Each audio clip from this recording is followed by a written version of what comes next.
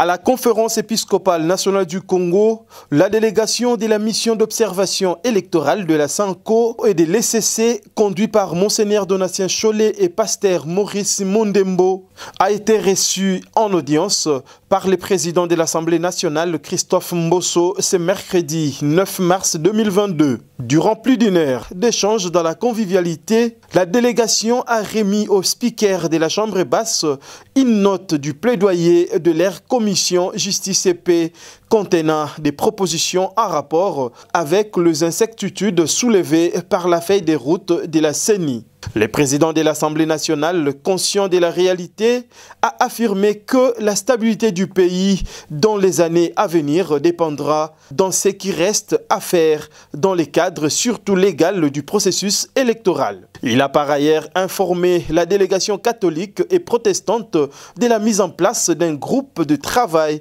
pour réfléchir sur cette question. À l'issue de l'audience, Monseigneur Donatien Cholet a souligné que leur visite s'inscrit dans le cadre de la mission pastorale de deux églises dans l'accompagnement de l'institution de la République, en l'occurrence l'Assemblée nationale. Nous sommes venus voir le président de l'Assemblée nationale dans le cadre de la mission que ces deux églises se sont données pour accompagner les institutions et pour le cas d'espèce, l'Assemblée nationale dans le cadre du processus électoral. Nous sommes habités par un seul souci, avoir les élections crédibles, inclusives, apaisées dans les délais constitutionnels en 2023. Et par rapport à cela, tout ce qui sera notre pouvoir moral, pastoral, pour pouvoir contribuer à cela, on le fera toujours.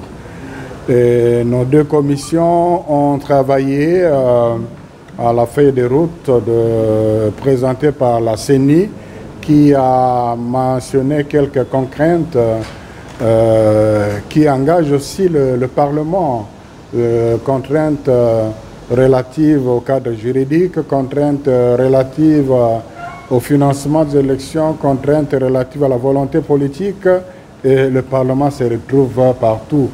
Et donc nous sommes venus échanger avec le président. Dieu merci, le président de l'Assemblée est conscient de la réalité. Il est conscient que la stabilité du pays dans les années à venir dépendra pour beaucoup dans ce qui reste à faire dans le cadre surtout légal du processus électoral. Il a mis en place, il nous a-t-il dit, le groupe de travail pour y réfléchir, tout en rappelant à ce groupe-là que l'enjeu majeur de l'analyse, du traitement de projets de loi relatifs aux élections, c'est d'avoir les élections inclusives et apaisées dans les délais constitutionnels.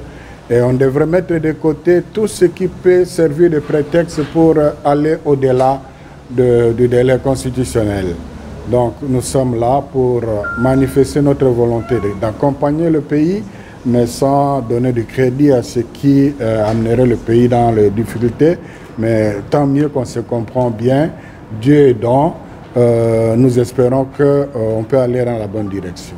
Les chargés des programmes à la commission Justice et Paix de la SENCO, M. Cyril Ebotoko, a quant à lui parlé des partenaires qui soutiennent cette mission noble, à savoir OSISA, Centre Carter et Cordage. Et ce grand travail que nous sommes en train de faire se réalise grâce à la générosité de quelques personnes. Les partenaires OSISA, le partenaire Centre Carter à travers son projet Engagement civique, mais aussi le partenaire Cordage à travers son projet Just Future. Donc les trois partenaires nous aident, nous soutiennent un peu.